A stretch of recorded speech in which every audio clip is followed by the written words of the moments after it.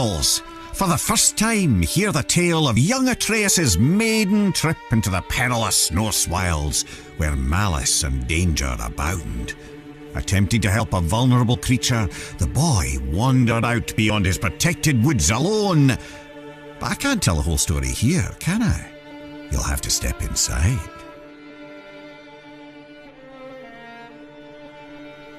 Atreus awoke to find his father missing. Not that there was anything unusual about that.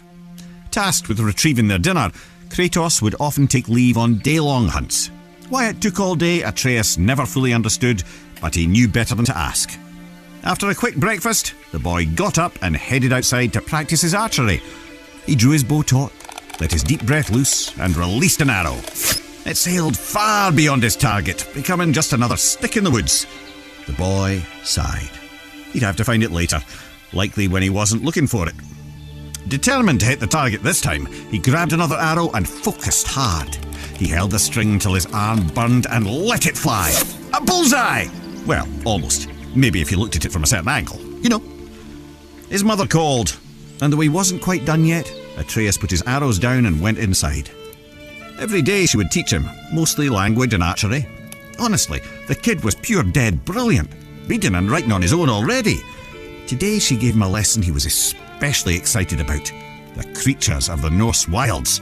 Berserkers, trolls, witches, and even the undead. After answering her son's many questions, Atreus' mother sent him back out. He fired a few arrows, missing with most of them.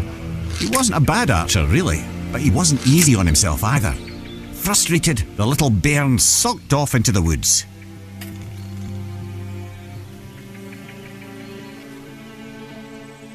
Don't sulk yourselves. Follow the boy to the next area.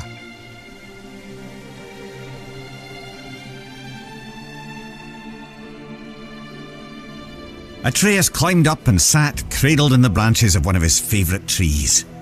On days like this, he liked to close his eyes, listen to the forest, and let his mind wander. This kind of solitude never felt lonely to him, perhaps because he could hear things others could not.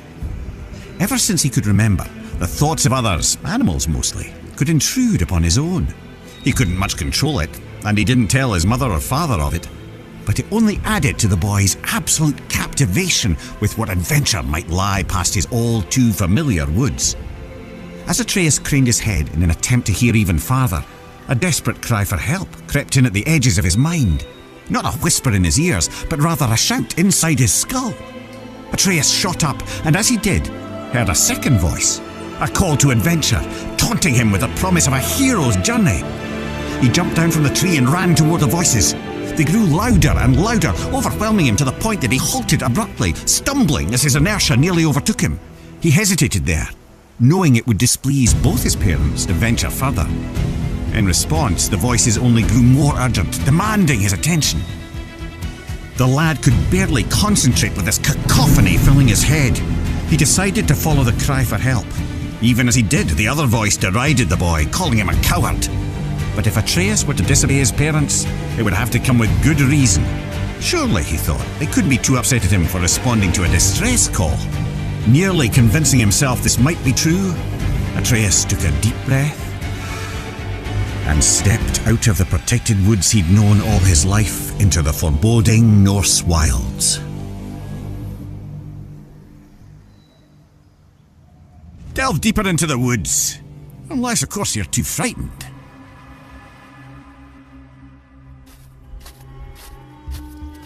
Making his way through Midgard's unfamiliar terrain, the pained cry of a wounded doe rang out, carried on the frigid breeze. After attempting to study the patterns of nearby tree roots to use as a guide back home, he set off in the direction of the injured animal. He imagined himself as the gods from his mother's stories, travelling to distant realms on the great tree Yggdrasil. He was brave Tyr, mapping the unknown for the good of all the realms. He was the mighty Ullr, on a hunt for honour and glory. He was lost, completely and hopelessly so. The woods now seemed to be a repeating maze of trees and jagged boulders. His growing panic was interrupted by sharp screams of agonizing pain. The wounded animal was near and in true peril. Forgetting his own dilemma, Atreus shot toward the cries of the beast. And there, in a clearing near a creek, he saw it. A wounded doe lay on the ground. The matted, blood-stained fur on its chest heaved up and down as it struggled to breathe.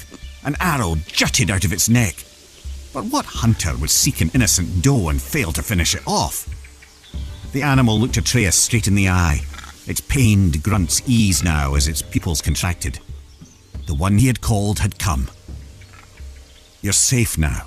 I'm here," Atreus said, clumsily attempting to comfort the poor soul. "You can let go."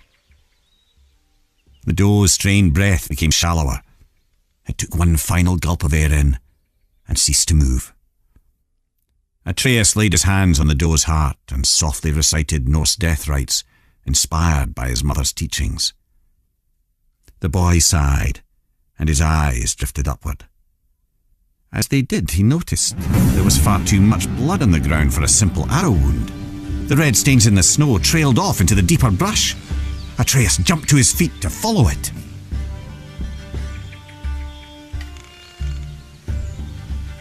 What horrors await at the end of the trail of blood? There's only one way to find out. The boy didn't have to go far to understand.